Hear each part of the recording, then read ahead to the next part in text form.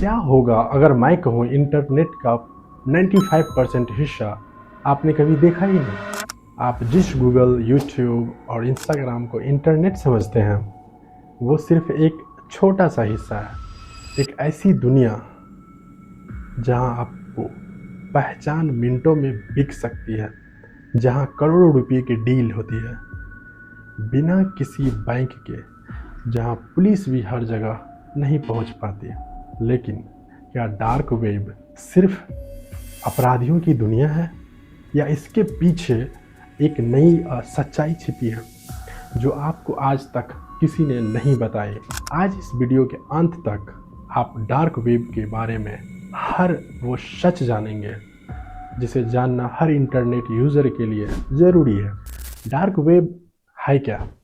सबसे पहले एक बहुत बड़ा भ्रम दूर कर देते हैं। इंटरनेट 3 हिस्सों में बटा होता है। पहला, सरफेस वेब, यानी गूगल पर जो कुछ भी आपको दिखता है, news, YouTube, Facebook, Instagram, Wikipedia, ये सब सरफेस वेब में आता है। लेकिन पूरे इंटरनेट का सिर्फ 4 से 5% हिस्सा ये होगा। अब सवाल बाकी है कि 95% कहाँ है? डीप वेब क्या है? बाकी का बड़ा हिस्सा डीप वेब कहलाता है। ये कोई अपराधियों की दुनिया नहीं है।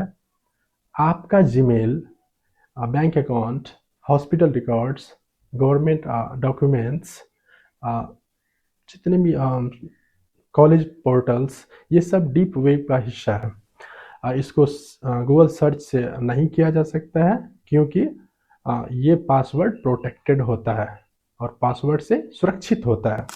यानी डीप वेब और डार्क वेब दोनों अलग चीज़ें हैं।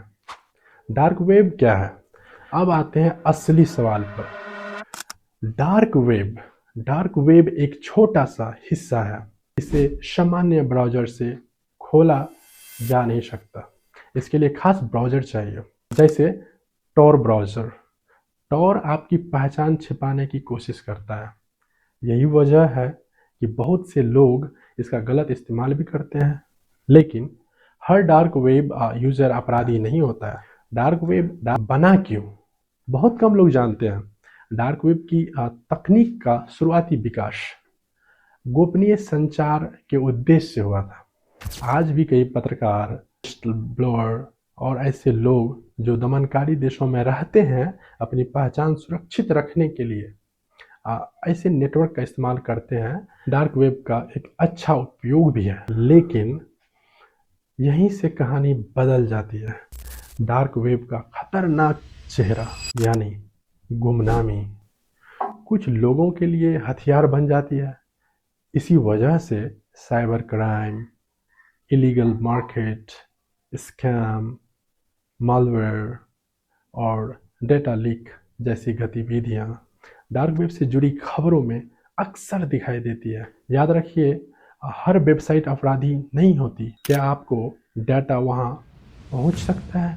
अब सबसे डरावनी बात, अगर किसी कंपनी का डाटाबेस हैक हो जाता है तो hackers user name, password, email, phone number जैसी जानकारी बेचने की कोशिश कर सकते हैं। इसीलिए कई साइबर सिक्योरिटी एक्सपर्ट्स बार बार पासवर्ड बदलने, 2 फैक्टर ऑथेंटिकेशन चालू रखने और अलग अलग वेबसाइट पर अलग पासवर्ड रखने की सलाह देते हैं।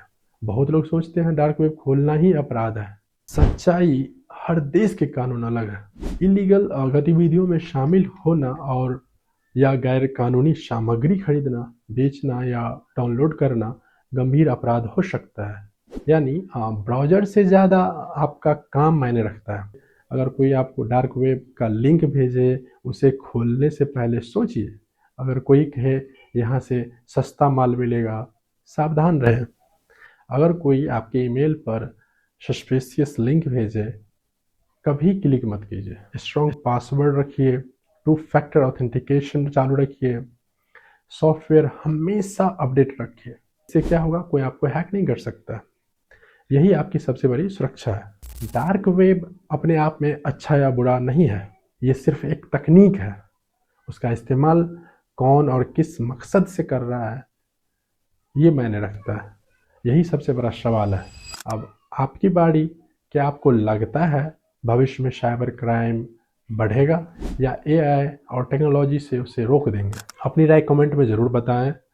मिलते हैं एक नए एपिसोड के साथ, तब तक के लिए बाय बाय।